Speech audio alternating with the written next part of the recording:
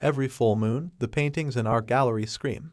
In the heart of a quaint, unnamed town, shrouded in the embrace of ancient oaks, stood the Gallows Art Gallery, a place where the whispers of the past seemed to echo through its hallowed halls. I had just accepted the position of curator, a role I embraced with a blend of pride and excitement. The gallery, with its Gothic architecture and a reputation for housing some of the most intriguing and unsettling pieces of art, had always been a place of fascination for me. As I walked through its corridors on my first day, the paintings seemed to watch me, their eyes following my every step. There was an otherworldly beauty to them, a strange blend of awe and unease that they instilled in me. The gallery staff, a small team of dedicated individuals, shared stories of the gallery's history as we walked. They spoke of its founding, the mysterious benefactors, and the peculiar artists whose works adorned the walls. However, amidst their tales, there lingered an unspoken tension, a secret I was yet to uncover. The town, too, seemed to hold the gallery in a mix of reverence and fear. The local shops and cafes were adorned with artwork inspired by the gallery's collection, yet the townsfolk spoke little of it, their words always measured, their glances quick and guarded. My curiosity piqued as I settled into my new role,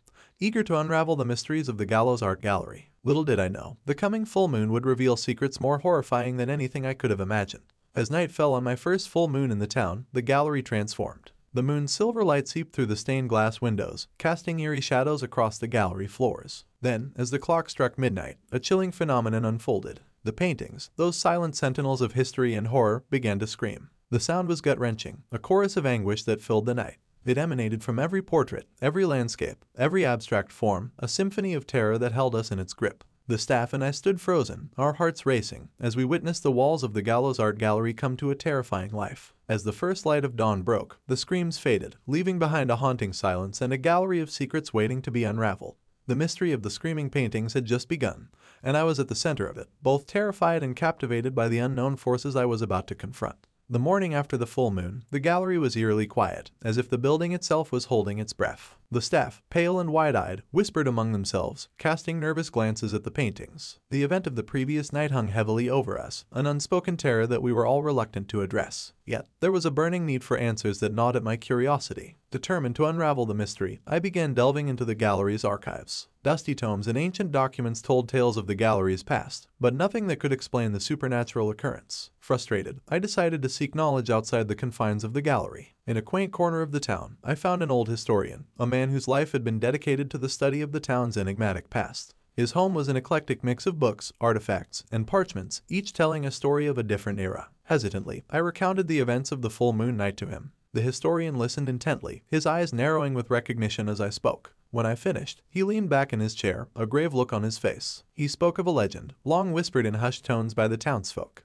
It was said that the souls of the subjects portrayed in the gallery's paintings were trapped within the canvases, cursed to relive their tormented existences. I struggled to believe the tale. It was the stuff of ghost stories and folklore, not the reality I had known. But the historian's words resonated with a chilling truth, especially after what I had witnessed. Returning to the gallery, I shared my findings with the staff. The legend seemed to fit the puzzle, yet it was a piece we all wished was mere fiction. As the next full moon approached, a sense of dread settled over us. We needed more evidence, something tangible to prove or disprove the haunting legend of the Gallows Art Gallery. That's when I decided to set up cameras throughout the gallery. If the paintings were to scream again, I wanted to capture every moment, every detail. Perhaps, in those recordings, lay the answers we desperately sought. The stage was set, and as the night of the next full moon drew near, a silent prayer lingered on my lips, a prayer for understanding, for courage, and for the strength to face whatever horrors awaited us in the screaming gallery. The night of the next full moon came with a tension that clung to the air like a thick fog. The gallery, under the watchful eye of the moon, seemed to bristle with an unseen energy. The staff, though apprehensive, stayed to witness what might occur, their curiosity overcoming their fear. As the curator, I felt a responsibility not only to uncover the truth but also to protect them. As midnight approached, we waited in silence, our eyes fixed on the paintings. The cameras, strategically placed, recorded every corner of the gallery. Then, as the clock chimed the arrival of midnight, the screams began anew. It was a sound that could chill the very soul, a cry of despair and anger that emanated from the ancient canvases. We watched in horror as the paintings transformed before our eyes. The figures within writhed and twisted, their painted expressions contorting into grotesque masks of agony. The screams were not just sounds but physical manifestations of the torment trapped within the frames. The night passed in a blur of terror and disbelief. When dawn finally broke, we were left exhausted and shaken, the gallery once again silent but forever changed in our eyes. I reviewed the footage with a heavy heart, the evidence undeniable. The paintings were more than mere art, they were prisons for something unexplainable, something profoundly disturbing. The legend the historian had spoken of was real, and we had witnessed its truth. As the days passed, the phenomenon began to occur more frequently. It was no longer bound to the full moon. The screams would start unexpectedly, shattering the gallery's calm at any given moment. The once revered art pieces had become objects of fear, their beauty marred by the horrors they harbored. Visitors to the gallery dwindled, rumors of the haunted paintings spreading like wildfire through the town. The staff, once proud to be part of the gallows art gallery, now worked with a sense of dread, each of us jumping at the slightest creak of the old floorboards. I realized that we were dealing with something beyond our understanding, a curse that was escalating with each passing day. The need for action became urgent, but the path forward was clouded with uncertainty. How does one combat a curse that is centuries old, a terror that is as much a part of the gallery as the paintings themselves? As the next supermoon approached, a sense of impending doom settled over us. We were about to face the climax of this nightmare, and I feared what horrors it might bring. The gallery, once a place of beauty and history, had become a stage for a terrifying spectacle we were powerless to stop. The night of the supermoon was upon us, and with it, the unknown terrors of the screaming gallery. The night of the supermoon arrived, casting an eerie, luminescent glow over the gallery. The staff and I gathered, the sense of solemnity among us. We had decided to face whatever came together, bound by a shared determination to end the nightmare that had enveloped our lives. As the moon reached its zenith, the gallery seemed to pulse with a malevolent life. The air grew thick, charged with a palpable sense of dread.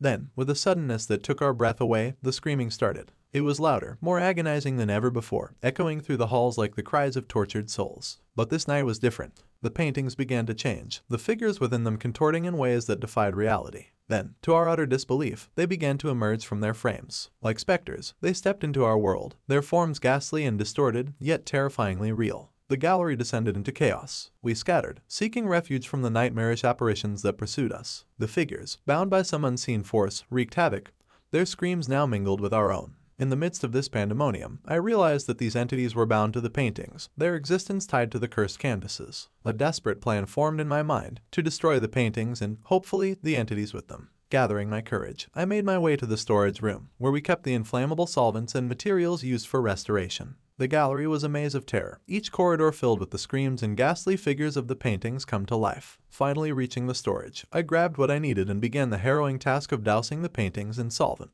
Each step was a battle against fear and the surreal entities that sought to stop me. The climax of the night came as I set the first painting ablaze. The flames consumed the canvas, and the figure within let out a final, ear-piercing scream before vanishing. Emboldened, I moved from painting to painting, setting each one on fire. The gallery became a pyre, the flames a beacon of our desperate struggle. The staff, seeing my actions, joined in, helping to destroy the remaining paintings. The entities, their forms flickering and fading, fought back, but their power waned as the paintings burned. As the last painting turned to ashes, a deafening silence fell over the gallery. The entities were gone, the curse lifted. We stood among the ruins of the gallery, the moon's light filtering through the smoke-filled air. The night of terror had ended, but at a cost we were only beginning to comprehend. The supermoon's light waned, and with it, the nightmare of the gallows art gallery drew to a close. The screaming had ceased, but the echoes of that night would haunt us forever. We had faced the unknown and emerged victorious, but the scars of that night would remain, a reminder of the horrors that lurk in the shadows of history and art. In the aftermath of the inferno, the dawn greeted us with a somber light.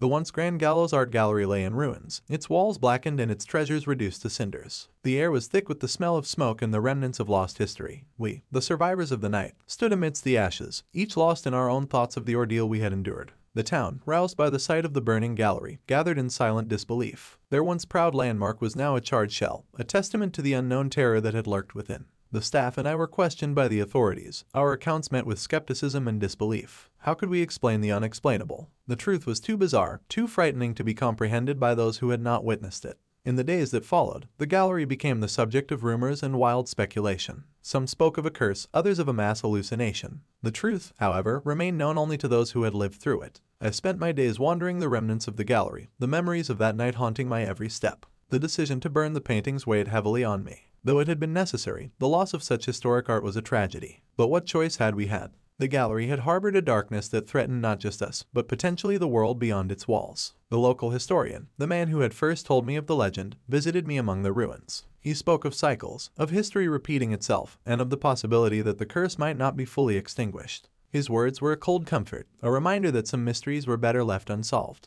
In a final act of closure, I decided to leave the town. The gallery had been my dream, but that dream had turned into a nightmare. The staff, too, dispersed, each seeking to put the distance between themselves and the memories of the gallery. The gallows art gallery was eventually demolished.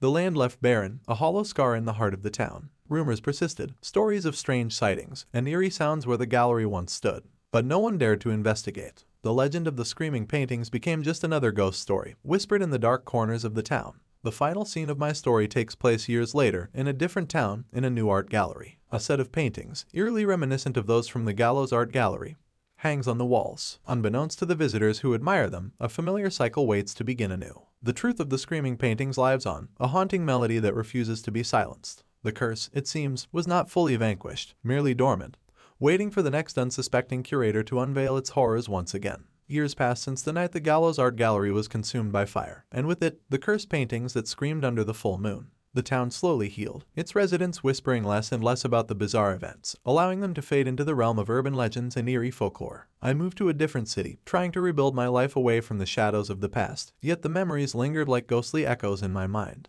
The gallery and its horrors became a distant, though ever-present, part of my history. I avoided art exhibitions in galleries, the mere sight of a painting enough to stir the embers of that frightful memory. But fate, it seemed, had a cruel sense of irony. One ordinary afternoon, while strolling through a new city, I found myself drawn to a recently opened art gallery. Something inexplicable compelled me to step inside. The gallery was modern, its walls adorned with a variety of paintings. As I walked through the exhibits, a chilling sense of déjà vu crept over me. There, in a quiet corner of the gallery, hung a series of paintings that made my heart stop. They were different, yet hauntingly similar to those of the Gallows Art Gallery. The figures in these paintings had the same eerie quality, their eyes seeming to follow me, whispering silent pleas from their canvas prisons. A cold dread settled in my heart. Had the curse truly been broken, or had it merely spread, like a dark contagion, waiting to unleash its terror anew? The gallery owner, noticing my interest, approached and began to speak enthusiastically about the recent acquisition of these magnificent and mysterious pieces. I listened, my mind racing with questions. Where had these paintings come from?